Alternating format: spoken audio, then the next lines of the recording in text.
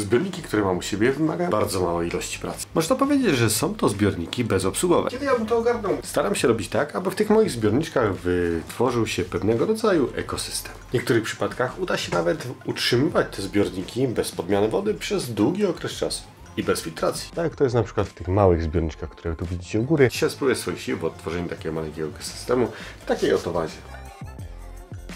W kolejności na sam spód wrzucę taką warstwę drenażową z kawałków lawy. Jest to bardzo mocno porowate medium, dzięki któremu całość będzie lepiej funkcjonowała. Zagromowią się tutaj pożyteczne mikroorganizmy, bakterie i będą wspomagały cały ekosystem, żeby mógł odpowiednio funkcjonować.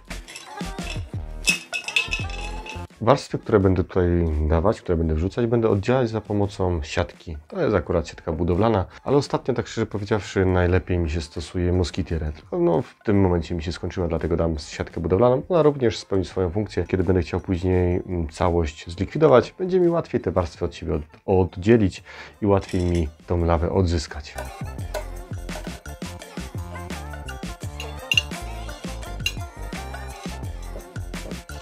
Następna warstwa, czyli już ta żyzna, która będzie dawała życie, dawała pokarm naszym roślinom.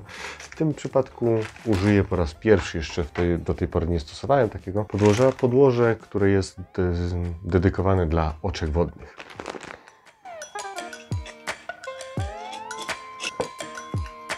Tego podłoża nie potrzeba dużo do niego, tylko kilka centymetrów, oczywiście więcej z tyłu, mniej z przodu, no bo chcę, żeby ten przód był bardziej widoczny, lepiej, żeby tutaj ten spad był również zachowany. Pojemnik, żeby wydawał się mi większy, bo on jest dosyć mały. Liczę, że uda mi się tutaj trzymać kilka krewetek, chociaż sam nie wiem, jak naleję tutaj wody, to dopiero wtedy zobaczę, zadecyduję. I następna warstwa, czyli już ta, która będzie widoczna na samej górze, zwykły piasek.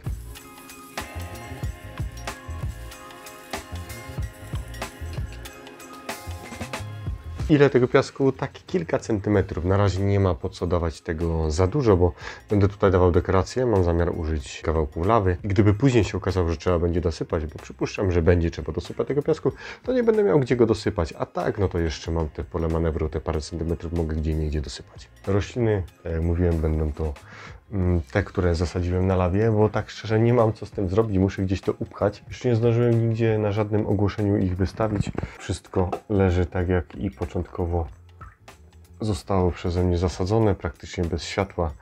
Już od 2 tygodni jest, ale to są wszystko mało wymagające rośliny i wiem, że tutaj nie będzie żadnego problemu z tym. Coraz to bardziej zaczyna mi brakować tutaj miejsca, bo tak szczerze już jestem tak upchany ze wszystkim, a w głowie, jak już nieraz Wam mówię, dużo pomysłów, a brak możliwości na ich zrealizowanie.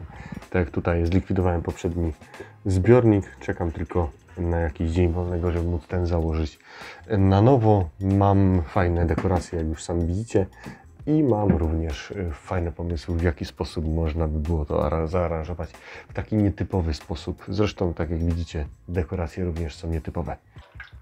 Do pojemnika lądują gotowe ozdoby z lawy oraz trochę pokruszonych kawałków.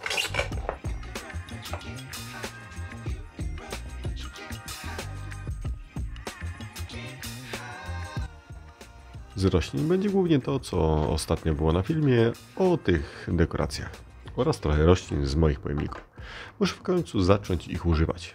Trochę trawki Eloharisa parvuli, na jeden z boków niska roślina Staurogene repens. Ciekaw jestem, jak się tutaj utrzyma w moich pozostałych zbiornikach. Zazwyczaj jest zasłonięta przez łodygowce i nie daje sobie po prostu rady. Na trzeci plan, na sam tył, trochę rotali indyki. Będzie tu sporo światła, to może wybarwi się ładnie na czerwono.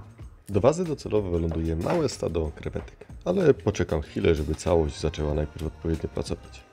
Zbiornik umieszczę na takiej małej podstawce drewnianej, do której doczepiłem lampkę o mocy 15 W. Lampa ma 2 ramiona z LEDami i można je ustawić dowolnie. Jedno obrócę w stronę 100-litrowego akwarium, to świetli tą część, w której brakuje światła, a drugie ramy oświetli ten zbiornik. 7 W na taką pojemność będzie wystarczająco. Aha, byłbym znowu zapomniał. Zapraszam Was na stronę Aquamarket. Stronka zaczyna się rozwijać i możecie na niej znaleźć oraz zamieścić ogłoszenia akwarystyczne. Na koniec zapraszam do zerknięcia na jeden z tych filmów, które właściwie wjeżdżają na ekran. Pozdrawiam serdecznie, hej!